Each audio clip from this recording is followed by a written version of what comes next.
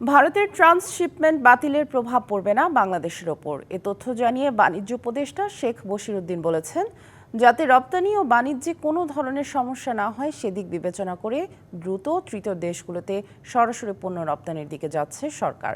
সচিবালয়ে সাংবাদিকদের কথা জানান তিনি। বলেন, নিজস্ব ব্যবস্থাপনায় সংকট কাটাতে বাণিজ্যিক সক্ষমতা বাড়ানো হবে। ভারত ট্রান্সশিপমেন্ট বাতিলের পরপরই সিভিল এভিয়েশন সহ সংশ্লিষ্ট দপ্তরগুলোর সঙ্গে বৈঠক করেছে বাণিজ্য মন্ত্রণালয়। যুক্তরাষ্ট্রের বাড়তি শুল্ক স্থগিতের ঘোষণায় তাৎক্ষণিক সুরক্ষা মিলবে। এতে দেশ দুটির মধ্যে বাণিজ্য ঘাটতি কমানো সহ শুল্ক সংকট সমাধানে সহায়ক হবে বলেও জানান বাণিজ্য উপদেষ্টা।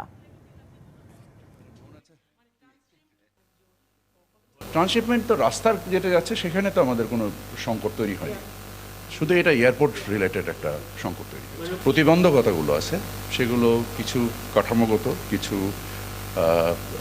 খরচের দিক দিয়ে আমরা এই সকল জিনিসকে সমন্বয় করে আমাদের সক্ষমতা বৃদ্ধি করব এবং আমরা আশা করি ইনশাল্লাহ আমি এটাতে কোনো সমস্যা দেখছি না।